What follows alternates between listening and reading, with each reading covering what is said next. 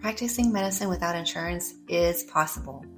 Imagine a private practice where you get to see your best patients every day, providing medical services you truly enjoy, all without the hassle of insurance.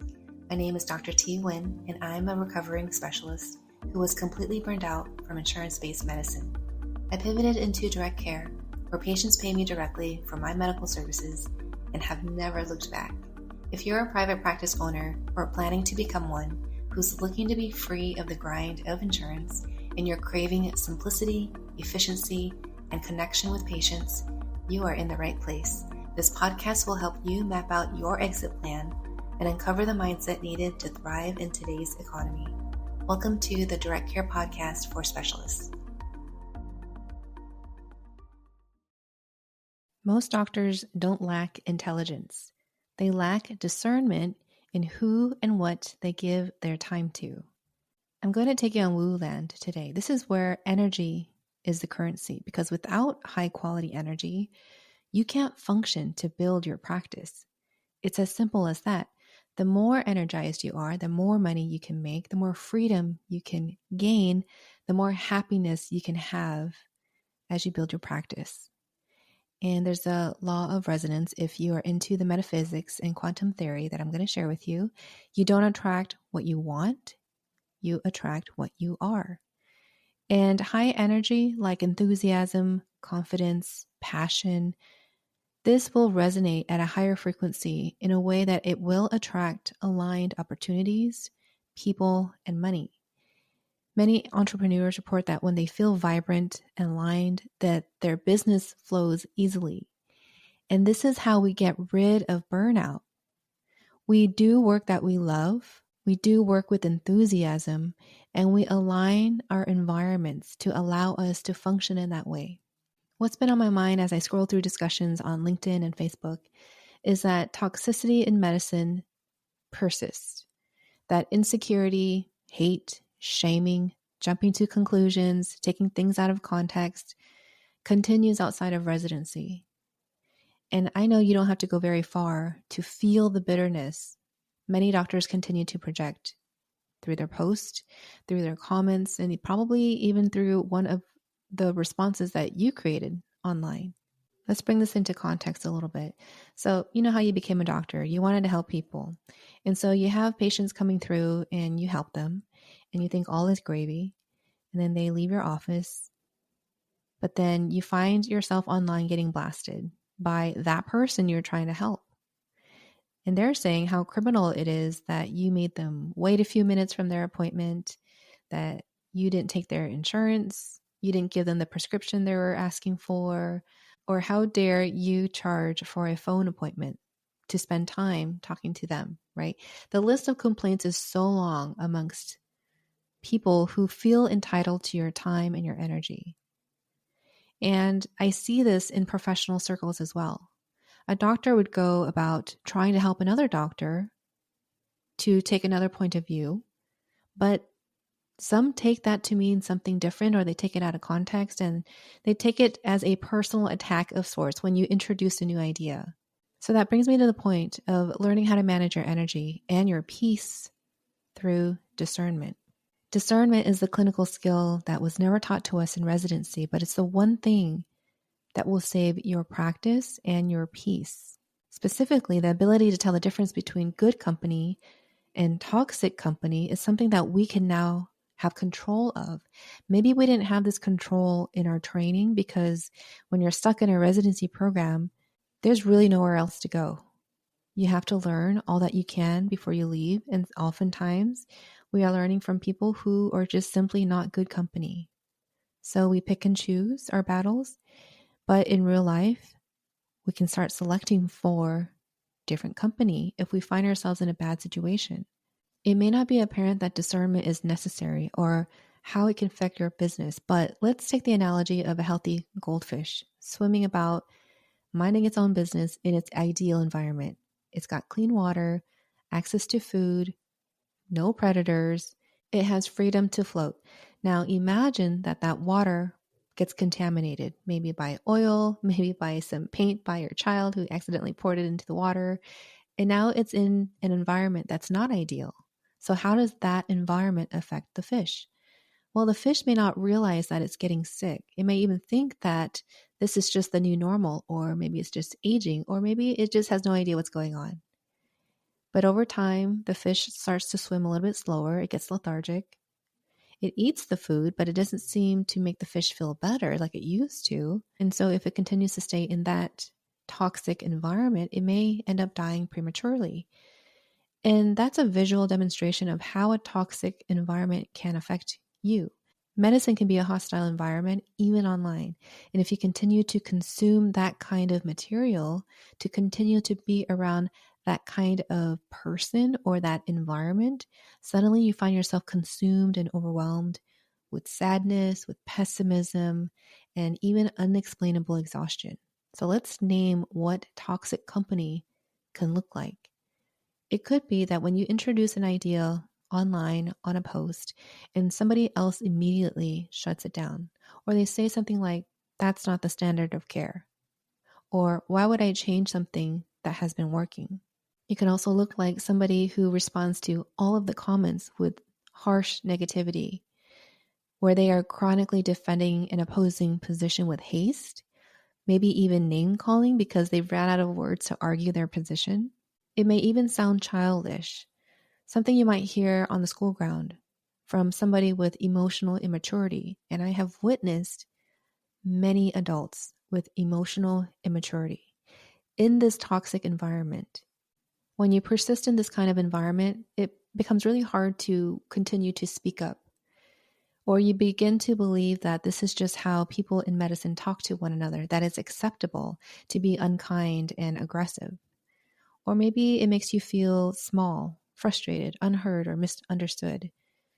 It's not until you change your environment that you realize how certain medical circles are truly stuck in their toxic cycle of bitterness, of small-mindedness, and just generally unwilling to evolve. That's what a toxic work culture feels like.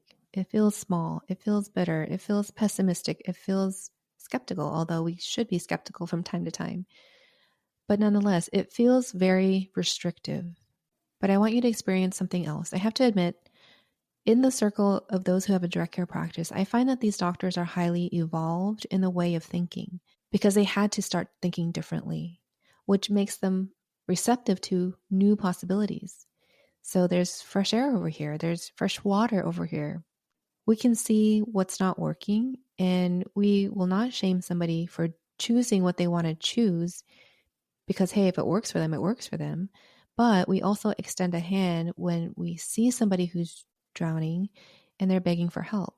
So how do you spot toxic company? Well, it's not always obvious, but here's one thing that I do after I meet somebody or if I go somewhere in groups of people. I ask myself, how do I feel after that interaction? Do I feel uplifted or do I feel depleted? At this age, I'm going to choose company that makes me feel energized, or I might even ask them out to lunch or to dinner or to EDC. Now, if you don't know what EDC is, it's the Electric Daisy Carnival, which is electronic dance music. And EDC is a huge event in Las Vegas once a year around springtime, May. It's an amazing event. It is a really nice place to meet uplifting, positive people who love music. And it was my first time going to Vegas this past May. And I'm not a groupie kind of person. Like, I don't like large groups. I don't like concerts. I don't like sweaty bodies and things, but I do love EDM music. And after 10 years of wanting to go, I finally had the adult money to go. And I have to say, it was a really memorable time. So anyway, if you're cool, come with me next time. So discernment is not judgment, okay? It's clarity. It means that as you build your direct care practice, you're going to want to choose your company carefully. So just because somebody works in healthcare, it doesn't mean that they share your values. Just because somebody's loud on social media doesn't make them right. And it doesn't mean that they're doing the work that you're doing. And just because somebody wants to collaborate with you, it does not mean that that energy exchange is equal. So discernment helps you build something sustainable, something sacred, your business. your life, because not all company is good company. So protect your peace like your life depends on it, because it does. Realize that you do not owe anyone access to you. Not that negative group chat, not that person who lives in your mind rent-free, not that colleague who drains you in the name of catching up or wants to pick your brain. And the one tool that I use, I call it the peace filter, to decide whether or not a relationship needs to be continued or not is, can I be fully myself in this relationship? Because if you can't, then you'll know that's not the place for you, or that's not the person for you. And maybe that's not the person you invite to a music festival. I don't know. Whatever it is you decide, you decide. So you don't have to make dramatic exits. You don't have to announce your departures when you leave a group. When somebody posts something nasty, you can just choose differently and look at another way and not spend any more energy on something that is not really going to fulfill you. But you do need to start noticing and then choosing differently. What happens if you don't? Well, if you stay in toxic company for too long, it does reshape you. Your brain rewires normalcy. It adapts to this level of stress. The interactions that we have online is also stress-inducing. When we see negative things that we don't like, we respond to it, we continue on this path. Our brains adapt to that stress, and we're constantly on high alert. We're constantly vigilant of feeling attacked, of isolating ourselves and making us the center of the problem. Or we become very sensitive to what people have to say, and we're constantly on the defense side. Or worse, we get numb to dysfunction, and then we lose sight of what healthy even feels like. So, worst of all, you can replicate that toxicity that you've become accustomed to into your own business without even realizing it. And that is not a business that you can build. When you build a business from a place of survival, of toxicity, in which many of us come from, we are replicating that toxicity from an insurance-based practice or employment situation into our direct care practice. If you're listening to this and you're recognizing those signs of toxicity around you, I just want to be really clear. You are not broken. You are waking up. You are becoming an astute observer. You are protecting your time. Discernment is your protection. So protecting your energy protects your business, and it protects your peace. So take a deep breath. Realize that you can change your environment. You can do so subtly, or maybe you make massive jumps and you leave a group chat, or you participate in different activities. But most of all, I encourage you to stay curious for new things that maybe you didn't agree with before, but maybe you come back around and you say, wait, let me just give this another chance. Let me just hear it out. Let me just see the other side. You don't have to agree, but you can certainly stay curious. And that's how we evolve as humans. So if you're ready to build your practice with clarity and courage, I encourage you to join me on the Direct Care Society, the free Facebook group. I'll be hosting free coaching calls once a month. You'll get more updates within the group. All you got to be is a doctor to join. If you're an MD, a DO, or a DPM, join the group, join the conversations. Let's talk about breaking the cycle of toxicity and encourage others to do the same. Thank you so much for being here with me. I'll catch you next time. Take care. If you enjoyed this episode, please give it a review and share it with a friend so more doctors can learn about direct care. Let's keep the conversation going on LinkedIn so we can help more doctors escape insurance and thrive in private practice. Thanks for listening. I'll talk with you next time. Take care.